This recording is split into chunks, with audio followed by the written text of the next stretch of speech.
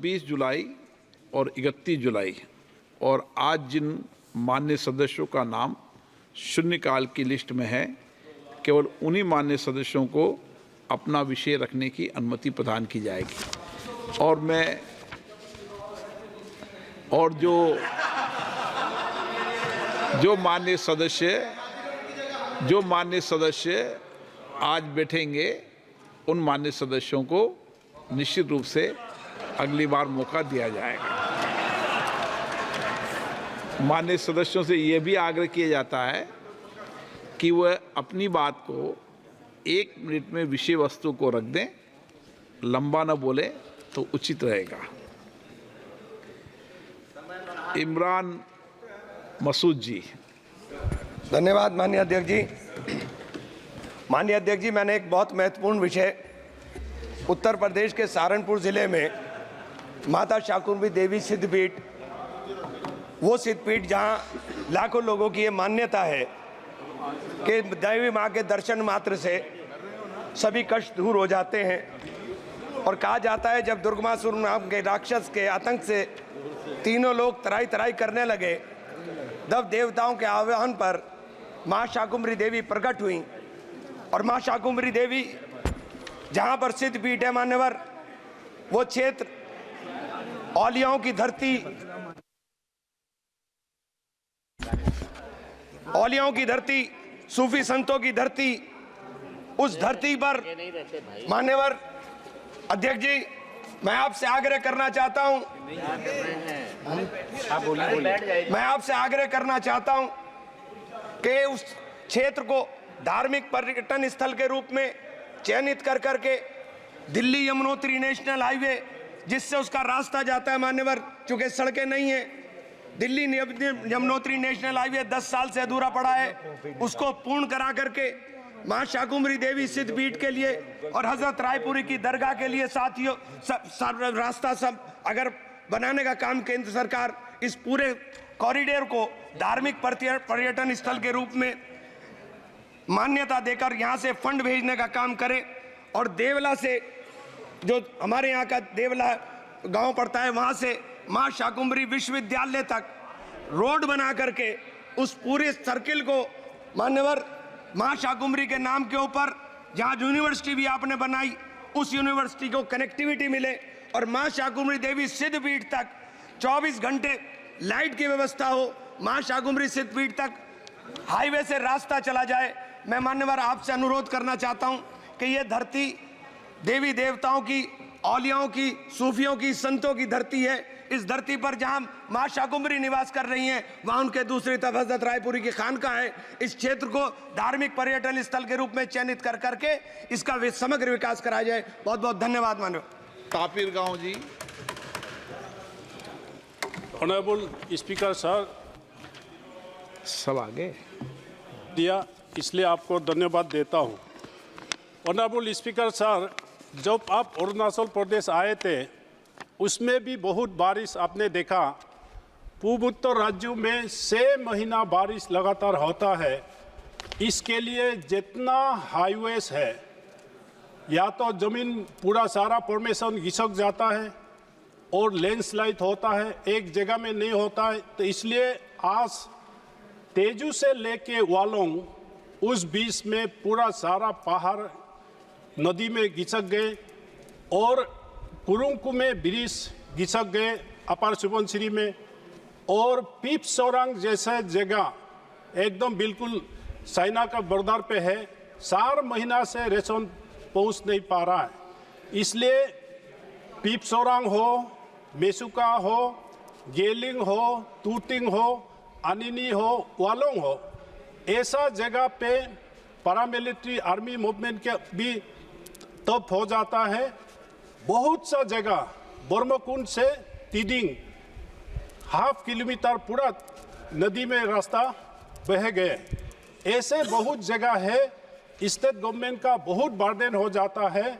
इसलिए मैं आपका माध्यम से गवर्नमेंट ऑफ इंडिया से ये रिक्वेस्ट करूंगा कि नेशनल हाईवे का मेंटेनेंस, स्टेट हाईवे का मेंटेनेंस के लिए additional fund they, so that ये रास्ता का रेस्टोरेशन हो जाए। धन्यवाद। प्रवीण पटेल।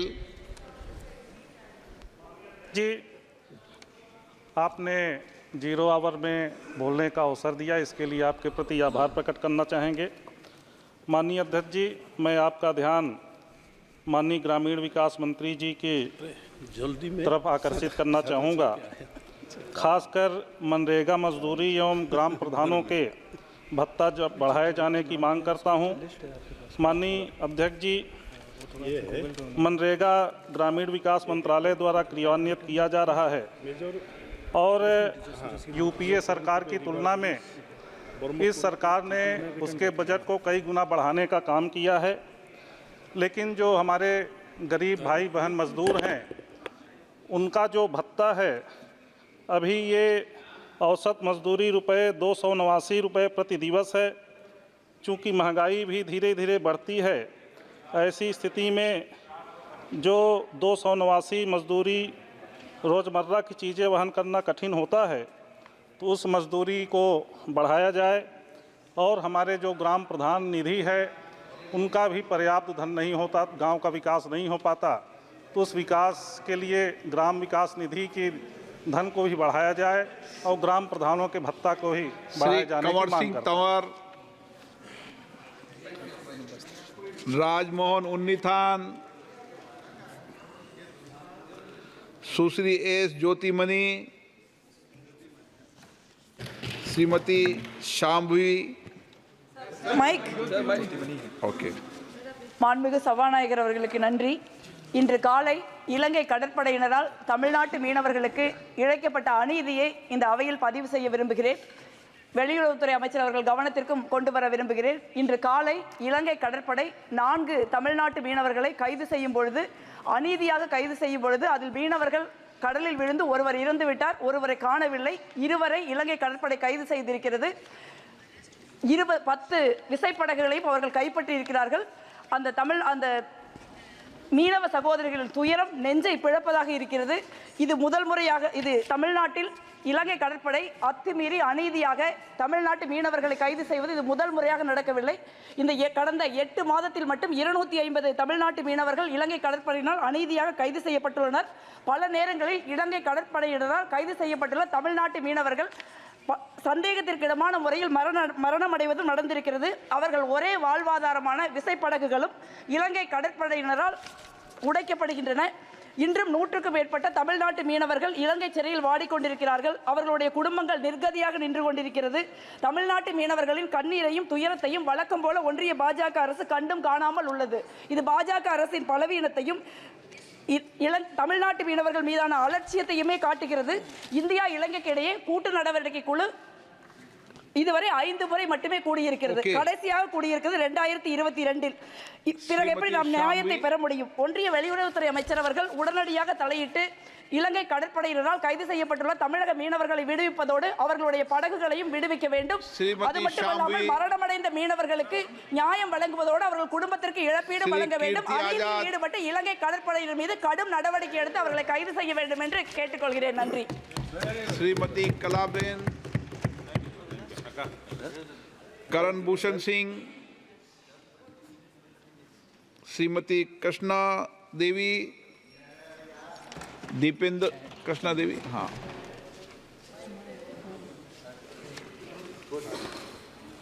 धन्यवाद सभापति महोदय, आपने मुझे पहली बार इस सदन में 0 आवर्स बोलने का मौका दिया।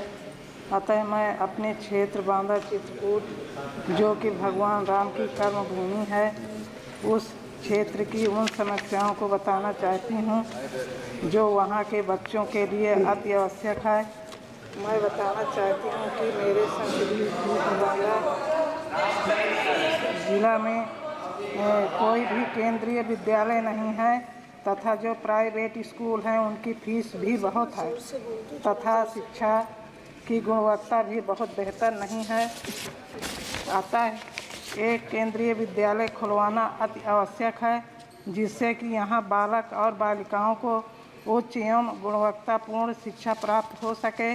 दूसरा, मेरे संसदीय क्षेत्र मानिकपुर, जो कि अति पिछड़ा क्षेत्र है, यहाँ आज भी शिक्षा का स्तर बहुत ही निम्न है।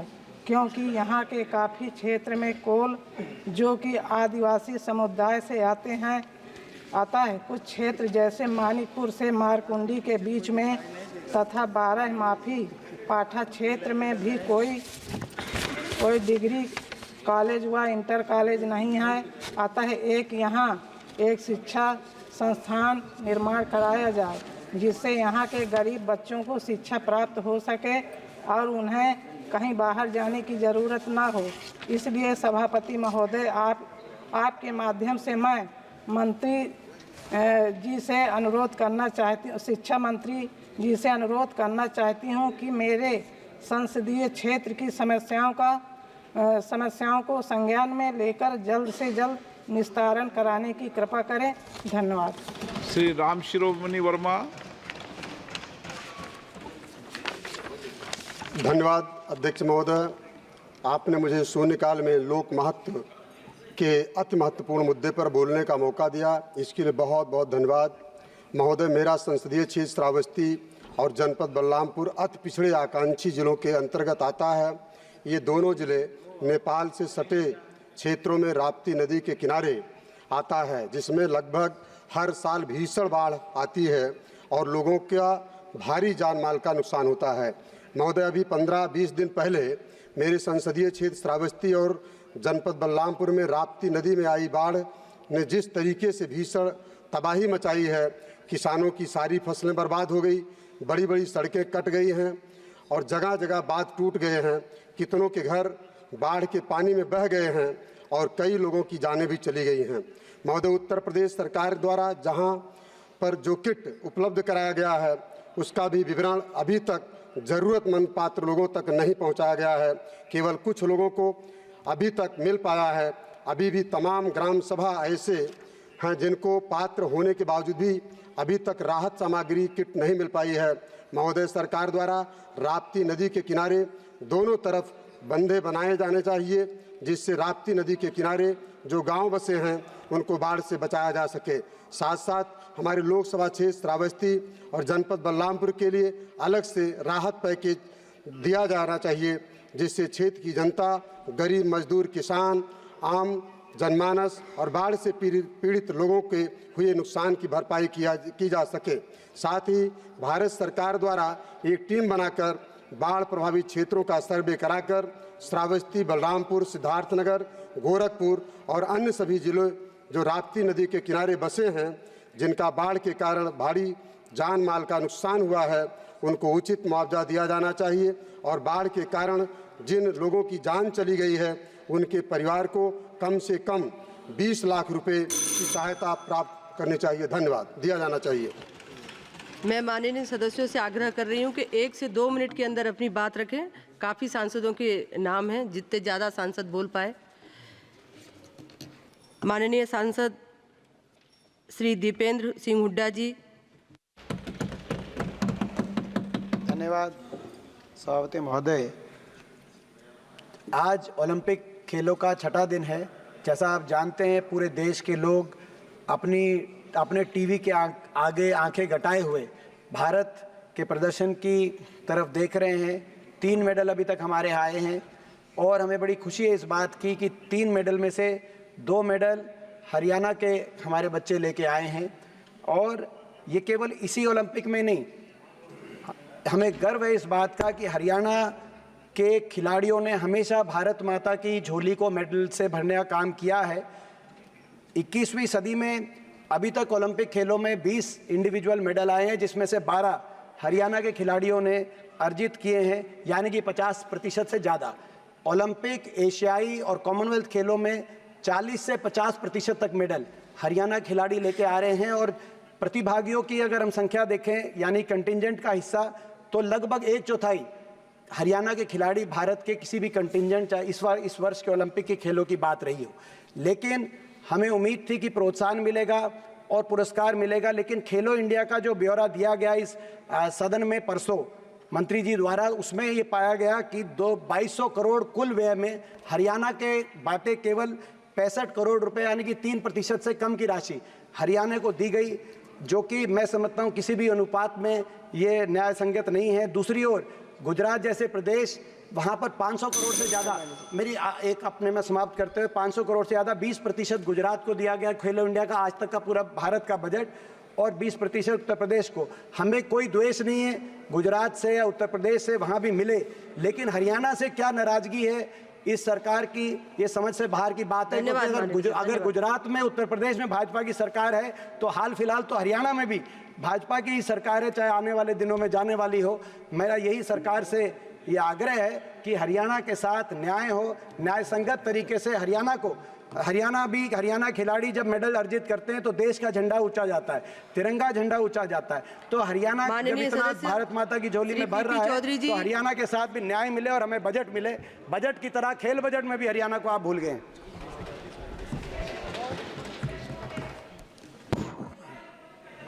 धन्यवाद सभापति महोदय, आपने मुझे बहुत ही महत्वपूर्ण मुद्दे पर बोलने के लिए अपना परमिशन दी है। जल संकट से निपटने के लिए राजस्थान में अभी हाल ही में प्रधानमंत्री मोदी जी के नेतृत्व में बहुत ही ऐतिहासिक और एक सराहनीय कदम पूर्वी राजस्थान नहर परियोजना का हुआ है, जिससे जल संकट चाहे पीने के लिए हो चाहे सिंचाई के लिए हो, लगभग 21 जिलों को इससे फायदा होगा। इसलिए पूरा राजस्थान प्रधानमंत्री मोदी जी का कर्तव्य है। और मैं दूसरी बात बताना चाहूँगा, इसी तरह पे क्योंकि पूरी राजस्थान में एक काम हो गया, उसी तरह से सभापति महोदय पश्चिमी राजस्थान जहाँ पर हमेशा वर्षा की कमी रहती है, पानी की बहुत कमी रहती है, और मेरे पाली लोकसभा क्षेत्र में जहाँ पर गर्मियों में रेल के टैंकर से पानी लाया जाता है, तो इसी तर्ज पे जो राजस्थान कैनाल प्रोजेक्ट वहाँ आया हुआ है, तो इसी तर्ज पे पश्चिमी राजस्थान नहर परियोजना अगर बनती है तो इसी तरह से बहुत सारे जिले, पाली लोकसभा क्षेत्र, जोधपुर, बाड़मेर, जालोर, सिरोही और कई जिलों का इसको फायदा होगा। और इसके साथ साथ जो उद्योग, अभी हाल में प्रधानमंत्री मोदी जी को मैं ये भी धन्यवाद देना चाहूँगा कि उन्होंने दिल्ली मुंबई इंडस्ट्रियल कॉरिडोर, जो 12 कॉरिडोर जो है देश के इंडस्ट्रियल कॉरिडोर, उसमें पाली को 922 करोड़ रुपए दिए हैं, तो उसमें भी उद्योग के लिए भी पानी की जरूरत होगी। तो मैं आपके माध्यम से माननीय जल शक्ति मंत्री जी से निवेदन करना चाहूँगा कि मेरा उन पे निवेदन है कि वो इस पे विचार करें, इसकी एलिजिबिलिटी स्टडी और इस पे फाइनेंशियल और टेक्निकल सहायता क्या मिल सकती है, और इसको राष्ट्रीय परियोजना बनाने के लिए क्या किया जा सकता है। मेरे जल शक्ति मंत्री जी को आपके माध्यम से निवेदन है कि वो इसमें काम करें, जिससे कि पश्चिमी राजस्थान के सभी जिले जो हैं वो उनको भी जल संकट से उबार आ सके, और उसमें जल संकट जो पीने का हो पानी, और चाहे सिंचाई के लिए हो, किसानों के लिए, और चाहे उद्योग के लिए हो, तो बहुत बड़ा एक ऐतिहासिक कदम होगा। बहुत बहुत धन्यवाद आपका। नहीं है माननीय सदस्य श्री उज्जवल रमन जी।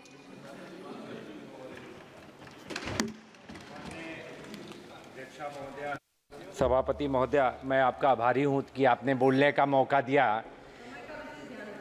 प्रयागराज में, जनपद प्रयागराज में पर्याप्त वर्षा न होने के कारण पूरा जनपद सूखे की चपेट में है, और मैं ये कहना चाहूँगा कि सूखे के कारण प्रयागराज में आज नहरों की ये हालत है कि टेल तक कहीं पानी नहीं जा रहा है, बिजली व्यवस्था पूरी तरह चरमराई हुई है, जिसकी वजह से दिक्कत ये हो रही है कि लोग अपने प्राइवेट ट्यूबवेल से भी सिंचाई नहीं खेतों की कर पा रहे हैं, और लाइन जो है धान की फसल की बुआई भी लोगों की नहीं हो पा रही है।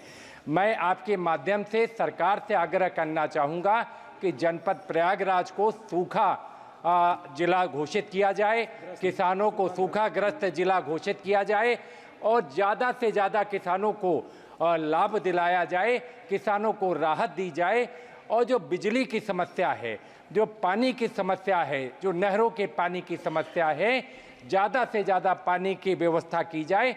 नहीं तो मैं खाद्यान्न का संकट, माननीय अधिष्ठाता महोदया, मैं कहना चाहूँगा कि पूरे जनपद में खाद्यान्न का संकट पैदा हो जाएगा। आज किसान जिस परेशानी के साथ जूझ रहा है, इस परेशानी को सरकार को समझना चाहिए, इसका निदान करना चाहिए और निदान करके व्यवस्था करनी चाहिए जिससे किसान जो अपनी जीविका को चलाता है बेहतर तरीके से कर सके। बहुत बहुत धन्यवाद, बहुत बहुत आपका आभार। नहीं है। माननीय सदस्य Shrimati Sangeeta Kumari ji.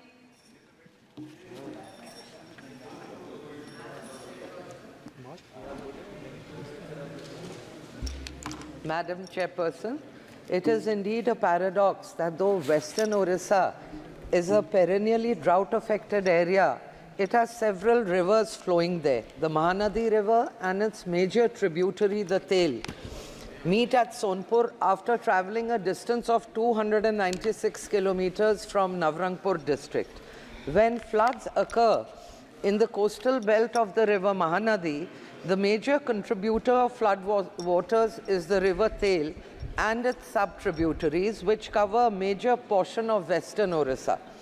Over the last 60 years, several projects have been proposed on the Mahanadi and the Tel. Surveys of some of the projects have been completed, while technical clearances have been obtained from the CWC for other projects. However, till date, not one project has started. Hence, the water from these rivers eventually drains into the Bay of Bengal after causing havoc and destruction during its journey. The Lower Suktel irrigation project in my parliamentary constituency, Balangir district, has been declared completed with 0% irrigation achievement by the recently ousted government in the state. My suggestion is, if projects and barrages are constructed on these two rivers and their tributaries, it would be a game changer for Western Orissa, as it would irrigate the dry lands, increase the groundwater level, resolve the flood problem, and address the migrant labor issue. Besides, the water needed for irrigation and drinking water would also be looked after by this. It would transform the livelihood of the people and economy of the region. Madam, through you, I request the Honorable Prime Minister's intervention into this urgent and important matter for the development of Western Orissa. Thank you so much. माननीय सदस्य श्री प्रद्युत बरदोलोई जी। माननीय सदस्य श्री लालजी वर्मा जी। सभापति जी, आपने अवसर दिया 0 our में, इसके लिए आपका आभारी हूँ। मेरे लोकसभा क्षेत्र अंबेडकर नगर में लुम्बिनी से लेकर बनारस तक NH 233 हाईवे बना है। उसमें तमाम गांव के किसानों की ज़मीन ली गई। आजमगढ़ में और अंबेडकर नगर में भी करीब 41 गांव के 43 गांव की ज़मीन ली गई है, जिसमें 31 ग्रामों के किसानों के प्रत्येक गाटे में से जो सड़क के किनारे थे 0.051 हेक्टेयर आवासीय या कृषक मानकर मुआवजा दिया गया, जबकि उसी क्षेत्र के 12 गांव में अकृषक न मानकर सामान्य कृषि रेट से उनको मुआवजा दिया जा रहा है, जिसके कारण वहां के किसान 6 महीने से लगातार धरने पर बैठे हुए हैं। इसलिए इस मांग को मैं आपके सामने उठाते हुए ये सरकार से मांग करता हूं कि NHI में ली जाने वाली ज़मीन का जो सड़क के किनारे की ज़मीन है, प्रत्येक गाटे के 0.051 हेक्टेयर के आवासीय प्रतिकर के दर से मुआवजा दिया जाए। ये उनकी जायज़ मांग है, इसको मांगा जाए। ये मैं आज सदन के माध्यम से मांग करता हूँ।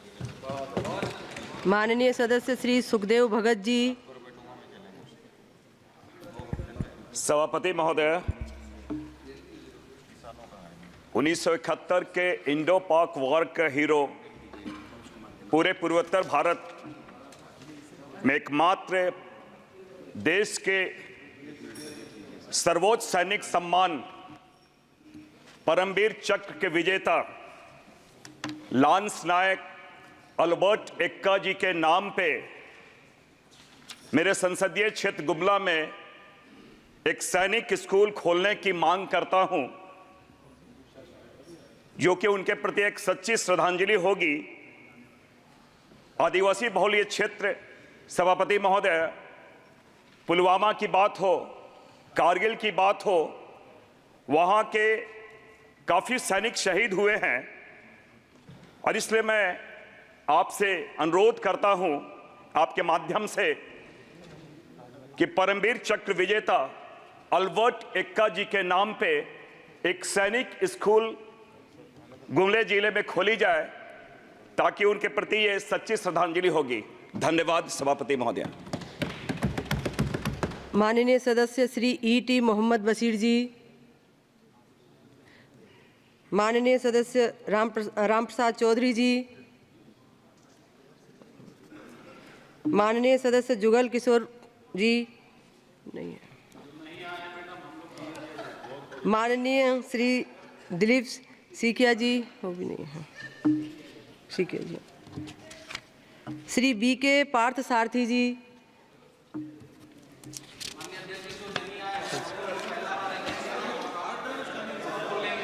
माननीय सदस्य श्री कालीपत सरन जी, कालीपत सरन जी, श्री राम कुमार रोत जी। आपने 0 ओवर्स पर बोलने का अवसर प्रदान किया। सभापति महोदय, मेरा जो विषय है आज, देश के अंदर 5वीं अनुसूची के अंतर्गत आने वाले क्षेत्र, जैसे राजस्थान के अंदर हमारा अनुसूचित क्षेत्र, संविधान में प्रावधान है कि अनुसूचित क्षेत्र के अंदर नगर पालिका नगर निकायों का गठन नहीं हो सकता है जब तक कि सदन से मैसा कानून पास नहीं होता है। इसमें यह स्पष्ट प्रावधान कर रखा है कि भारत की संसद में अनुच्छेद 243(j)(c) के तहत अगर कानून पास नहीं होता है, इससे पहले अनुसूचित क्षेत्र के अंदर नगर पालिकाओं का गठन नहीं किया जा सकता है। लेकिन संविधान के विरोध में जाके राजस्थान के अंदर कोई भी सरकार रही हो, आदिवासी इलाके के अंदर नगर पालिकाओं का तेजी से गठन हो रहा है, जिससे वहां पर रहने वाला आदिवासी समुदाय जिसका जमीन का रिकॉर्ड नहीं है, एससी समुदाय, अन्य गरीब तबके का समुदाय जिनको विस्थापित किया जा रहा है, इधर उधर उनको जमीन के नाम से परेशान किया जा रहा है। तो माननीय सभापति महोदय, मेरा अनुरोध है कि नगर पालिका संविधान के विरोध में जाके अनुसूचित क्षेत्र में लागू की जा रही है।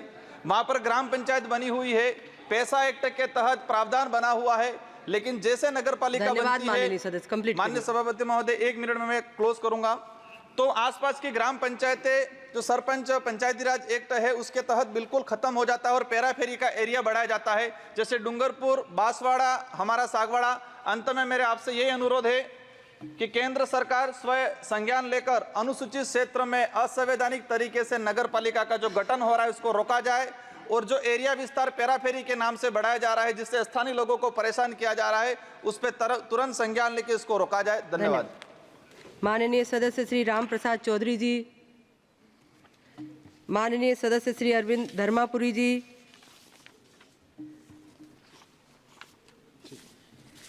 माननीय सदस्य संजय हरिभाव जाधव जी, माननीय सदस्य श्री विष्णुदयाल राम जी, माननीय सदस्य डॉक्टर राजेश मिश्रा जी, माननीय सदस्य श्रीमती कलाबेन मोहन भाई जी, माननीय सदस्य कोडी कुन्निल सुरेश जी,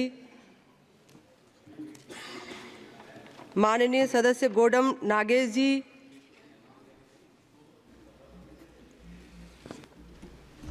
अध्यक्ष महोदय, मेरे संसदीय क्षेत्र तेलंगाना आदिलाबाद से मेरा विषय ये रेलवे मंत्रालय से जुड़ा हुआ है। 2010-11 में आदिलाबाद की railway line Armoor to Adilabad via Nirmal, 2010-11 में उसका सर्वे हुआ। 136 किलोमीटर की दूरी है, लेकिन उसी साल में उसका सैंक्शन नहीं हुआ। उसके बाद में 2016-17 में राज्य की सरकार Thank you, Chairman Madam, for giving me this opportunity. I would like to raise the issue about Kotia group of villages. Kotia is an integral part of Odisha, and it came under the control of Odisha. It was previously under the Jaipur estate and later integrated into Odisha province on April 1st, 1936, based on linguistic demarcations. To create separate province based on linguistic lines, the Government of India issued the Constitution Odisha Order 1936, which was published in the Gazette of India on 19 March 1936. Sir, 1955, Andhra Pradesh was created, and since then they've been creating dispute where Andhra tried to wrongfully claim Kotia Panchayat as part of the territory. In 1968, the Odisha government approached the Supreme Court, and after multiple trials, in 2006, the apex body determined that it lacks the jurisdiction of the interstate boundary, and it further declared that such matters can only be resolved by the Parliament and imposed a permanent injunction of the disputed area. Now, ma'am, I would request through you that Kotia, since is being part of Odisha since 1936, I would request the government to instruct Andhra Pradesh not to intervene in internal matters of Odisha, and Kotia remains with the Odisha. That is our demand, and this has to be done immediately, madam. Thank you so much. धन्यवाद। माननीय सदस्य श्री अमर शरद राव काले जी।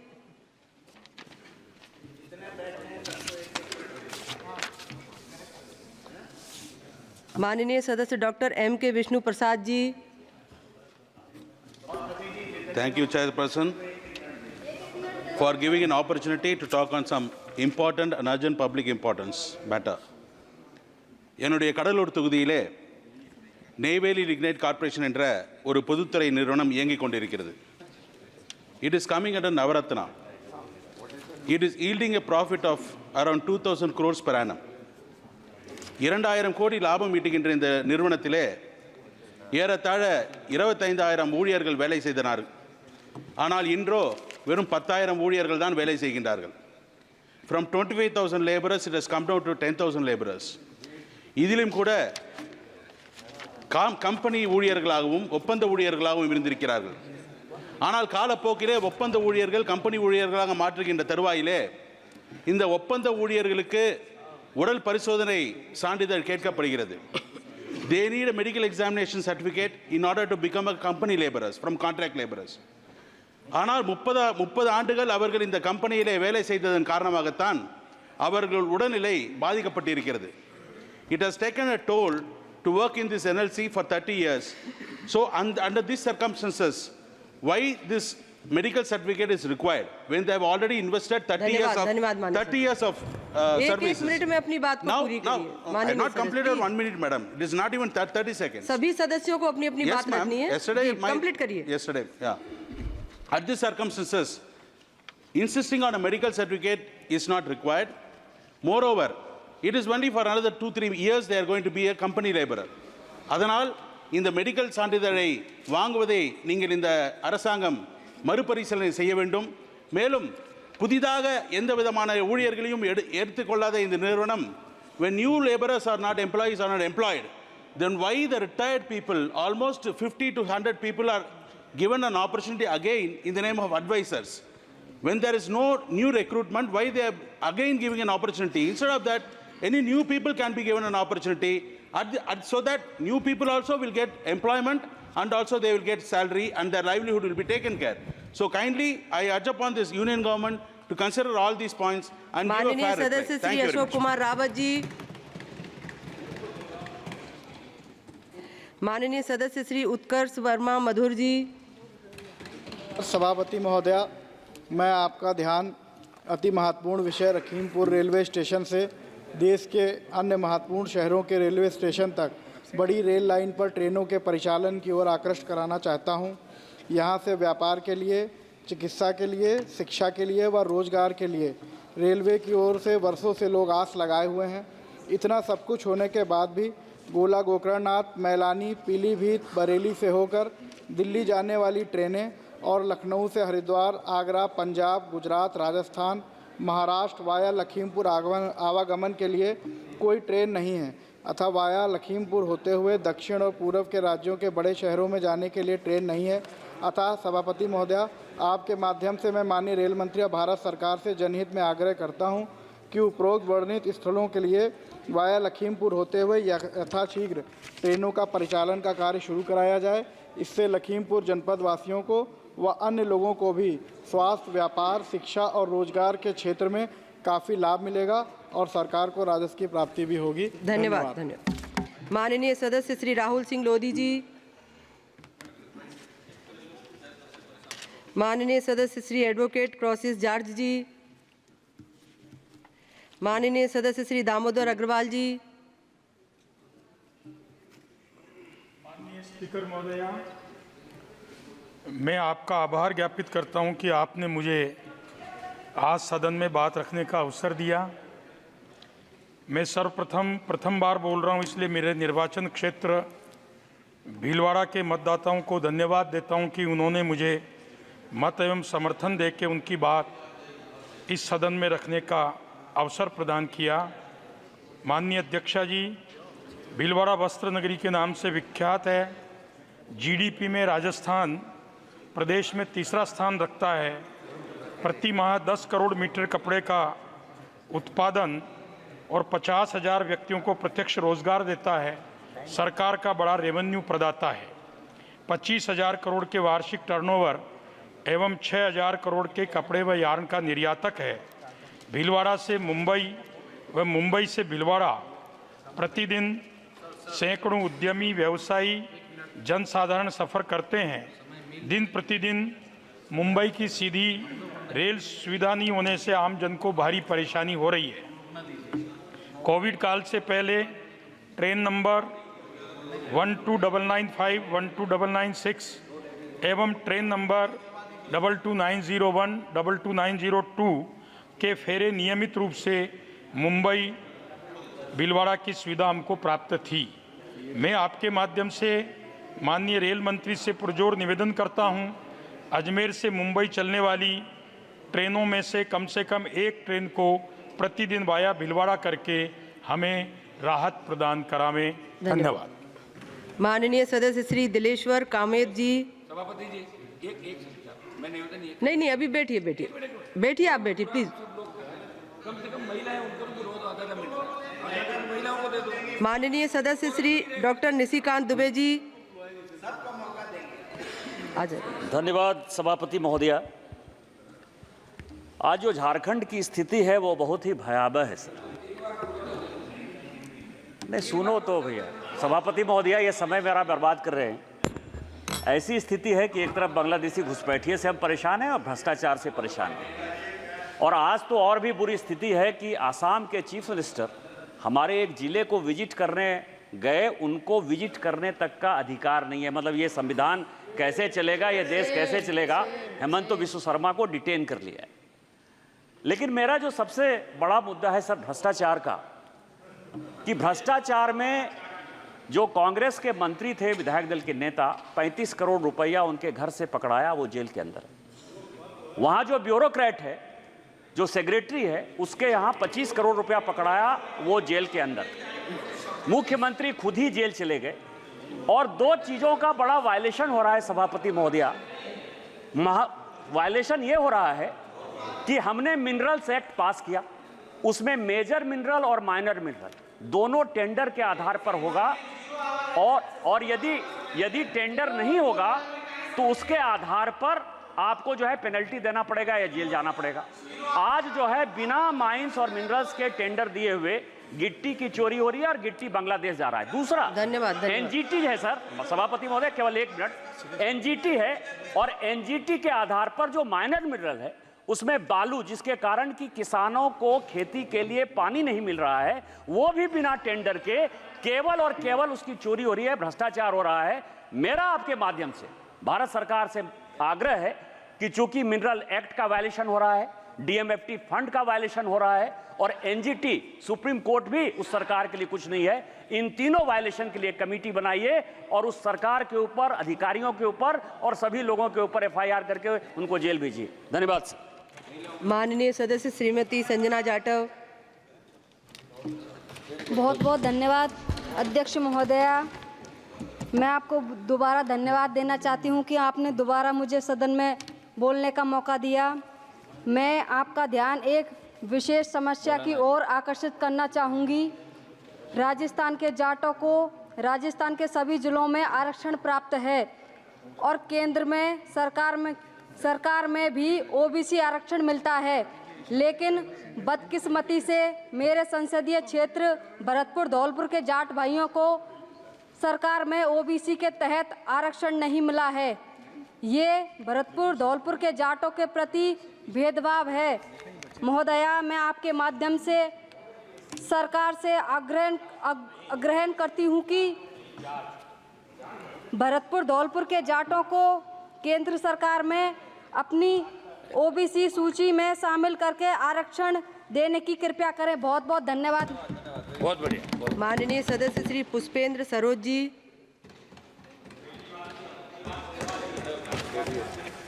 धन्यवाद सभापति महोदया। सभापति महोदया, जब माननीय वित्त मंत्री जी ने बजट पेश किया तो उन्होंने बहुत हमारे किसानों को पूरे बजट में अन्नदाता कहा।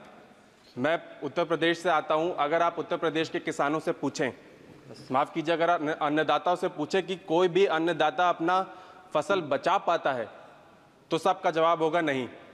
विधानसभा में कई बार इसको रखा गया, हमारे जितने भी सांसद हैं लोकसभा में कई बार इसको रखा गया। आवारा पशुओं से इतनी दिक्कत है हमारे अन्नदाताओं को, लेकिन हमारे अन्नदाताओं का कोई समाधान नहीं हुआ। सभापति महोदया, मैं कौशाम्बी से आता हूं और वो वहाँ 2 जनपद लगते हैं, जनपद कौशाम्बी और जनपद प्रतापगढ़। अब की बार बारिश ना होने के कारण और बिजली की आपूर्ति ना होने के कारण और मेरे पास 21 नहरों की लिस्ट है जहाँ पे पानी नहीं आया है। इन सब से हमारे अन्नदाताओं की इतनी समस्या है। मैं बस आग्रह करता हूँ इस सदन के माध्यम से, आपके माध्यम से, कि हमारे अन्नदाताओं की समस्या को मद्देनज़र रखते हुए हमारे जनपद कौशाम्बी को और प्रतापगढ़ को सूखाग्रस्त घोषित किया जाए। और बस यही मेरी मांग है। बहुत धन्यवाद। माननीय सदस्य श्री तनुज पुनिया जी। बहुत बहुत धन्यवाद माननीय अध्यक्ष जी, आपने मुझे आज पहली बार बोलने का मौका दिया है इस सदन में। मैं इस सदन का ध्यान आपके माध्यम से मेंथा किसानों की पीड़ा पे ले जाना चाहता हूँ। मेंथा एक ऐसी चीज़ है जो हमारे देश के भारत का जो एक्सपोर्ट है वो पूरी दुनिया में सबसे ज़्यादा अगर कोई मेंथा एक्सपोर्ट करता है तो हमारा भारत देश एक्सपोर्ट करता है। और मुझे गर्व है कि मैं ऐसी धरती से आता हूँ, देवा महादेवा की पावन धरती बाराबंकी से आता हूँ, जिसमें 50% से ज़्यादा एक्सपोर्ट का जो हिस्सा है वो बाराबंकी से जाता है। लेकिन मेंथा किसानों की जो समस्या है उसको सरकार ने संज्ञान में नहीं लिया है आज तक। 7-8 साल पहले तक 1500 से 2000 रुपये प्रति लीटर मेंथा बिकता था। आज उसका दाम 900 के ऊपर, 950 के ऊपर नहीं जाता है। जो लागत है वो बढ़ती जा रही है, लेकिन उनकी जो कमाई है वो घटती जा रही है। इसका मुख्य कारण है कि विदेश से जो इंपोर्ट करके हमारा सिंथेटिक मेंथा आता है, सिंथेटिक मेंथा आता है वो 900 रुपये का आता है, तो हमारा किसान उससे मुकाबला नहीं कर पाता है। और जो सिंथेटिक मेंथा है और जो नेचुरल मेंथा है हमारा पैदा होता है वो, बस एक मिनट और मैम, वो जो दोनों का HSN कोड बराबर है, एक ही समान रखा गया है HSN कोड। इस वजह से दोनों के बीच में अंतर नहीं होता है। तो अगर कोई खाद्य पदार्थ, टूथपेस्ट, चॉकलेट, टॉफी कुछ भी हो गया, उसमें मेंथा अगर पड़ रहा है तो उसमें वो कहेंगे नेचुरल और डालेंगे सिंथेटिक। तो मेरी आपसे मांग ये है कि आपके माध्यम से सदन से ये मांग है कि इसमें दोनों का HSN कोड अलग किया जाए, ताकि जो सिंथेटिक मेंथा है उसको, उसके ऊपर जो GST लग रहा है वो लगता रहे, और हमारे किसान का जो नेचुरल मेंथा पैदा हो रहा है उस पर 12% GST और जो 1.5% मंडी टैक्स है उसको हटा दिया जाए, ताकि मेंथा किसानों की समस्या का समाधान हो पाए। बहुत बहुत धन्यवाद। माननीय सदस्य श्री CP जोशी जी। धन्यवाद सभापति महोदय। मैं आपके माध्यम से भारत सरकार के टूरिज्म कल्चर मंत्रालय मिनिस्ट्री में पूर्व में भी देश भर में स्वदेश दर्शन और हृदय योजना के माध्यम से इस देश के महत्व के ऐसे प्रमुख स्थान हैं जो वीरता और शौर्यता से जाने जाते हैं, धार्मिक स्थल है, उन स्थानों को डेवलप करने का काम हुआ। अभी भारत सरकार मीराबाई, भक्तिवती मीराबाई के 525वें जन्मोत्सव को पूरे देश भर में धूमधाम से मना रही है। मीराबाई जो जिनका रिश्ता 4 स्थान जो प्रमुख है, जहाँ का जुड़ाव रहा है, मेड़ता जहाँ उनका जन्म हुआ, चित्तौड़ जहाँ उनका विवाह हुआ, वृंदावन और द्वारका जहाँ वो भगवान श्री कृष्ण में समा गई थी। मेरा आपके माध्यम से सरकार से मांग है कि आने वाले समय में, चूंकि मीराबाई पे देश नहीं दुनिया में रिसर्च और अध्ययन चल रहा है, और चित्तौड़ एक ऐसा स्थान है जहाँ विश्व की सबसे बड़ी लाइब्रेरी बनी हुई है, और मीरा स्मृति संस्थान चित्तौड़गढ़ में वर्षों से इस पे कार्यक्रम कराता है।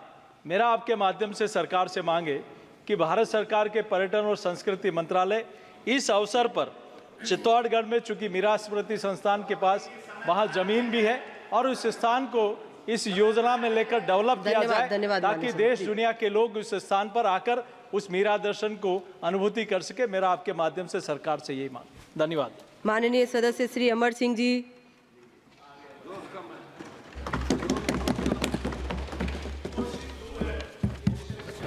सभापति मैडम बहुत बहुत धन्यवाद मैनू टाइम देने लिए। मैं इस पवित्र सदन नूं दसना चाहना कि श्री फतेहगढ़ साहब की पवित्र धरती ने दूसरी बार मैनू इस सदन च भेजा। वो ये सदन है जिस जगह साढ़े 10वें गुरु गोबिंद सिंह जी के दोवें छोटे साहबजादियां नूं औरंगजेब के राज में जिंदा नीहां च चिणता सी, ये वो जगह है। मैं पिछले टेन्योर च भी रिक्वेस्ट किया है, अज फिर केंद्र सरकार नूं रिक्वेस्ट करना कि श्री फतेहगढ़ साहब नूं इंटरनेशनल टूरिस्ट सर्किट च लिया जाए तां जो सारी दुनिया की सिख संगत उत्थे आके सिजदा हो सके, दर्शन कर सके। दूसरी गल मैं कहना चाहना, उत्थे मेडिकल कॉलेज, इंजीनियरिंग कॉलेज खोलिया जाए। तीसरा जिहड़ी मैं गल कहनी चाहना कि पंजाब के किसान जिन्हें जेड़े बार बार मंग करते हैं कि साड़ी सारिया फसलों ते MSP का कानून बनाओ, मैं केंद्र सरकार नूं बेनती करना चाहना कि एक कानून बना के MSP दी जाए। इन्नियां ही मैं बेनतियां करके बहुत बहुत धन्यवाद मैडम। माननीय सदस्य श्री बी मेहताब जी। बी मेहताब जी। सर मैडम 10 दिन के बाद ये 0 आवर मेरे रिक्वेस्ट था कि आज मैं बोल सकूं। Today is the 10th day.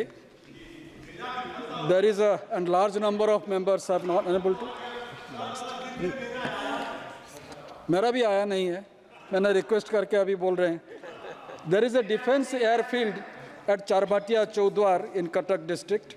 This airfield was constructed by the Americans during the Second World War, and subsequently it is being maintained by the air defense. As most of the defense air traffic has shifted to defense airfield at Midnapur, West Bengal, the airfield at Charbatia is sparsely used. Many industries have come up in and around Cuttack, and Nalco township is hardly 50 kilometers, and the Kalinganagar township where 4 steel industries have come up in a very big way, mega steel plants, that is also hardly 60 kilometers away from Charbatia. Paradip is around 70 kilometers away, which is around more than 120 kilometers from Bhubaneswar.